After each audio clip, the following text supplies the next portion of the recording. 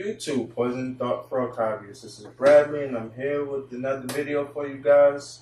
This is the second episode of Dark Frog TV, and I have my guest here, Paulie of Vivariums in the Mist, and he's here showing me his facility, all of his products, and we're going to speak about some of the services that he provides as well. So, Paulie, how long have you been in the hobby of collecting frogs and building vivariums? I would say it goes back to when I was a kid. I always had frogs. Back when I was even as young as 5, we used to go up to the Catskill Mountains and I would collect frogs. They even had one of those little kiddie pools buried in the yard, and I'd bring home bullfrogs, leopard frogs. And I would encourage people to do that these days, but back then we didn't always know it better. But so I've always been into frogs. I think my first dart frog was a Luke back in the 90s that I got from a local pet store. And as far as the business, Vivariums in the Mist, we started officially back in 2013. I've known Paulie for 2 years. He sold me my first and only Miss King. I brought a bunch of plants from him, and so I'm just here to, show you guys the facility because I think everybody needs to see this type of stuff. I'm not the only person building things, so that's definitely why I created the Dark Frog TV. So, Paulie, what do you think of like this new bioactive craze that that's all over the internet? It's definitely a popular buzzword now.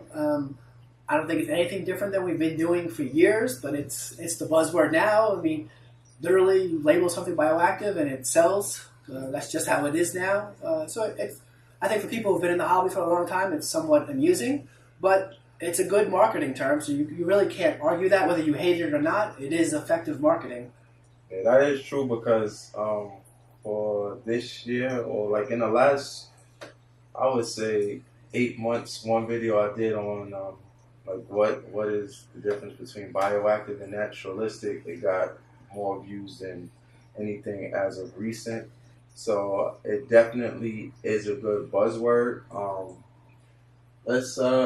Tell me about like how you build your vivariums and your paludariums. Like, let me know what methods you use. I would say we're talking a straight vivarium, my most common method is still spray foam and different build materials, hardscaping, driftwoods. I like more dense woods like Malaysian and ghostwood. As far as applying texture, these days I definitely prefer using Tight Bond 3 glue. That's my preferred method. And if I'm doing a paludarium, I definitely prefer using feather rock. I'll use that for vivariums as well, and you're going to show one later. But I think it's the quick method. It looks great. Moss naturally grows on it. You can have lots of epiphytes and other plants attached to it. It really looks natural. And you can literally build that in a day as far as having a fully functional background ready to go. And it's definitely my preferred method when it comes to paludariums. Yeah, I'm pretty big on Tight Bond too. I've been stopped using silicone and probably use silicone once upon a time as well. Yeah. And only thing with Tight Bond is the drying process. But me, I figured that out. I use a little fan and I get that done pretty quickly. So let's go over some of the products you have to offer. Sure. Well, as far as our business, we're an authorized dealer for a lot of major brands. As far as lighting, Ecotech Marine, AI Primes, Tinkman Herbst LEDs. Plants, we are an authorized dealer for Andes Orchids. We carry the full line of Repashy products as far as what's geared towards dart frogs. Mist King, of course, both their misting systems and nozzles and everything that goes along with that, and their lighting, which is another great product. We've come out with our own new line this year. We talk a little bit about how big isopods have come. So with that in mind, something I've always done since, I've had isopods since I was a kid. I've always had aquariums, and occasionally a fish dies, something happens. But I would take those fish and feed them to my isopods, and that got me thinking that would make a good product. So one thing I introduced this year was Iso Grub, which is freeze-dried minnows, and they love them. They'll eat everything, even the skeleton after a while. So that's a good calcium source. And one thing I've noticed with time is that the isopods almost always went for the eyes first. So I figured, why wouldn't I offer that as a product? So I found a source where we're selling dehydrated carp eyeballs. Now, what's good about them, first of all, is carp are actually an invasive fish in American waterways, so they're taking over. And if they don't not stop, they're going to make their way to the Great Lakes and cause all kinds of problems. So local fishermen catch these. They're used for all kinds of different things, but instead of wasting a part of the fish, we're using that part. And they actually have more omega-3 fatty acids than even salmon, which people look for omega-3. So they're highly nutritional rather for isopods, and it's using something that would be wasted otherwise. So not saying it should be their main diet, but as part of a balanced diet, it's a great thing to offer them as well as your regular diet. So what else would you recommend besides the peoples to do with isopods diet? Well, as far as rapashi, you have Bug Burger and Morning Wood. They're two products that are geared towards them and other things that eat wood and fibers, things like that. I also feed regularly squash, carrots, pumpkins, sweet potato, even certain fish foods. We're actually coming out with a few other things coming very soon that are going to be geared towards isopods as well. Leaf litter, of course, different woods that are decomposing, they're going to eat that. And we should really keep calcium in there. So what people use for birds, cuttle bone, that's a great source of calcium. So a piece broken into a few pieces, scattered around, is a great source of calcium when they want it. Okay, cool. And you have like a wide variety of plants. Like, how long have you been into the actual botany and the plants? I think I get that from my grandparents, who are actually, they come from another country. They came from France, and they were farmers by trade. And so when they came over here, they always had plants all over the house and a little farm in the backyard. And so when I was a kid hanging out with them, I got that love of plants. I was always big into basketball as a kid, but at the same time, I had African violets and other plants on the shelf of my room. So I was kind of doing both, but I've always loved plants, and to me, it's just as big a part of the hobby, if not even bigger than frogs. Yeah. To me, you seem like more of like a builder, which I am, than an actual frogger. It might sound strange to some people, but I think they're like two different like personalities in a hobby. There are people that like to build vivariums, and there are some people that are very much into frogs. The people that are very much into frogs, they don't care about all of the aesthetics and the the beauty of the plants and the hardscaping. And I feel like you're like me, like you care more about that than actually like frogging. It might sound strange, but I mean, like in my head, like I feel like I'm just like more into the plants and the hardscape. I agree. I said it's very true. There's a lot of dedicated froggers will have just functional tanks. There's plants in there, and then there's some that do both. Mm-hmm. But for the most part, I'd say that's true. I definitely enjoy the building part. In fact, I'll tell people this: when I first plant the tank, I actually hate the way it looks. I'd rather look at a blank hardscape that's completed, and then when you first plant it, I hate that look. It's not till it's fully grown in that I like it. So like something like this, it's a little bit grown in, but it's not fully grown in yet. I can't imagine how like this tank is going to look when it's all grown in. Because this is only a few weeks old, and most of the plants in this tank are just cuttings I took from other tanks. Mm-hmm. So if you ask me, I don't even like this tank right now, but I know what it's going to look like, so I'm looking forward to it growing in. So like, how many months would you say it's going to take this tank to grow? That's going to be about, I would say, 3 to 6 months before I like it, but I would say around a year to 18 months when they really mature and you have that full-grown look that you're after. And tell us about like your time at the reptile expos, the shows, all of that. We've been doing, as far as Vivariums in the Mist, we've been doing shows since about 2012. We did the White Plains Reptile Expo here in New York, the Long Island Reptile Expo, Rexpo up in Rochester in New York, which is an excellent show. Great family vibe and really reptile heavy there. I enjoy going to the shows. I enjoy meeting people, talking about the hobby that we both love with other people that love it and into it. I like helping people get started. There's a lot of information out there, as you know, and some of it's good and some of it's not so good. It's very, very bad. So I don't think I have any more questions, but let's definitely get into what's going on around the vivariums in the facility here. Well, this is a 200-gallon custom Sherman tank that I had built. So on this tank, only the front and the glass, top rather, are glass, and the back, bottom, and the sides are this special lightweight material. So this tank, probably empty, weighs around, even though it's this big, about as much as a 30-gallon glass tank. So that's a pretty cool factor. This tank has a custom water feature, which is hooked up to a cool mist room humidifier, which I actually put on a remote control. So I'm going to put it on, and you'll see the fog coming out soon. This tank is drilled, so it goes water underneath, runs underneath a false bottom, which goes to a sump underneath. It's filtered and gets pumped back up. It does have a Miss King starter system on it, about 10 nozzles running on this, which is the max for that system.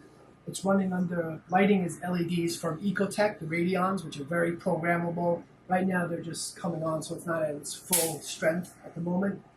There's tons of plants in here, from obviously a lot of bromeliads, there's moss, there's some microgrammas, there's miniature orchids all over the place, peperomias, pileas, a lot of different plants in this tank. Right now there's no frogs in it. I'm still deciding what I would like to keep in this particular tank.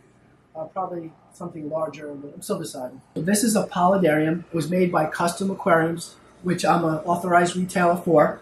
And basically we can build this in any size you can dream of. This particular unit is 3 feet long, 2 feet deep, and 3 feet tall.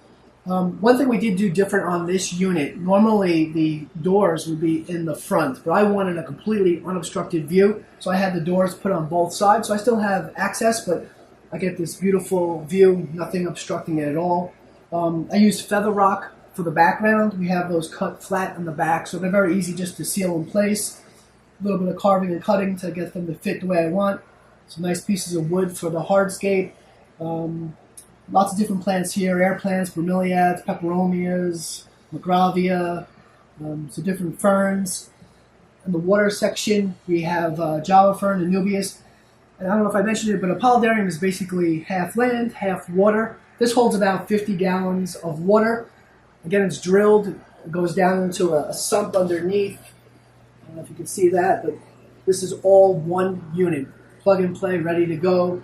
You can add things like a heater, different filter media if you like. Again, I have a Miss King system hooked up on this one. And the lighting on this particular unit is Tinkman Herbst LEDs. I have 2 of them, so somewhat of a low light tank. This is actually one of my favorite tanks. This is, again, a custom Sherman tank. This one's viewable 360 degrees, doors on the side, so you can really see this tank from any angle. It's a little different no matter where you look. Sherman actually built me this custom canopy and top. So there's actually I don't know if you can see it from there, but there's actually a big PVC tube in the middle. It's all hidden by the wood and the texture. So all the electric and the Miss King tubes run through there. Electricity comes actually from the ceiling. This one has no background at all. It's just around that tube, some hardscaping around it. This one's pretty established. It's about 18 months old. There is one redhead living in here somewhere, but it's one of my favorite tanks. So this one is a 210-gallon vivarium. It's actually a standard aquarium that was pre-drilled. That's built into the wall, as you can see. When I was a kid, this actually used to be a bar, so we converted it into a display here. It's drilled. It goes down to a sump underneath. When you look closely, there's water features all over here. There's drip walls. It's kind of turned into a Selaginella paradise. It's kind of taken over. But I use this tank actually primarily for cuttings, for shows. It's frog-free. There's no animals living in here. So when I'm building displays, I take a lot of cuttings from here. This tank was actually featured in Reptiles magazine back in, I think, 2012 on an article on how to build vivariums that I had wrote back then. Although I don't use all the methods I did back then anymore. Lighting here is a combination of Tinkman Herbst and AI Prime lighting. Get good growth from both. So it's a nice display. It's been going about 7, almost 8 years now. This is kind of a workroom, grow out room. Not going to show everything, keep some things secret, but these are just some tanks that I'm growing out for future shows. I like to bring a sample of my work and put it for sale at the show. So I like to grow them for a few months before I sell them so they look nice and mature. These are just about 2 months old now. This one right here is a new one. I didn't really start planting it except for the bromeliad. To my right, we have springtails growing out for future sales, and these are some of my isopods available. I think I'm up to about 40 species right now, about 30 being available for sale. So that's some of my bins. I have another room for that as well. So this is another part of my isopod collection. This is in a drawer system, just easier for me to maintain, open up, do maintenance, feed, mist. You can see that I have them drilled and vents put in them. Depending on the species, I have 1 or 2. I think there's about 15 different species in this part of the collection. Let me see if you want to get close up. Here's one of the larger isopods, the Spanish one, the Hops. One of the larger species. They're a cool one. See some babies there.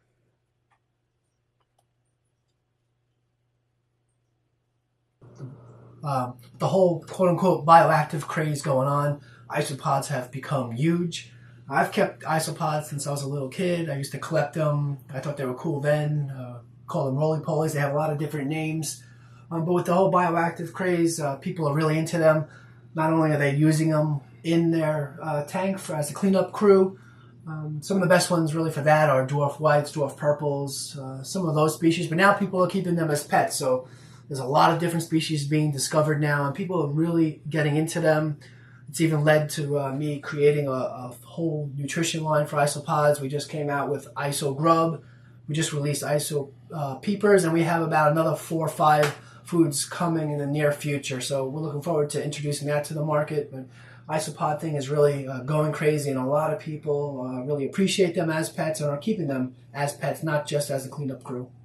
So Paulie just gave us a beautiful tour of the Vivariums in the Mist facility, and I really love this place. There's a lot of beautiful plants. He's doing great things in the hobby. Tell us about your social media and all your things on the internet. Sure. Well, our website, first of all, is vivariumsinthemist.com. Gives you a little bit about information about us, what we do. Of course, we specialize in building custom displays, whether you want one that's fully planted, ready to go, or even if you just want the hardscape and you want the fun of planting. We do a lot of work for hobbyists, and we also do, what's been growing lately is a lot of work in offices, patient waiting rooms. Everybody automatically thinks I got to get an aquarium, but we're doing a lot of work with paludariums, vivariums, something different. So if you want your office, your business to look, have a unique display, we'd be happy to help you with that.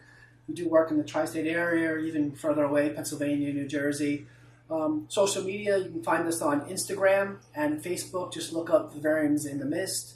We also have a full merchandise line, so we have not only the logo gear, we also have what we're calling Isopod Funk gear. So we have all kinds of isopod patterns and a lot more actually coming. You can find those on Redbubble.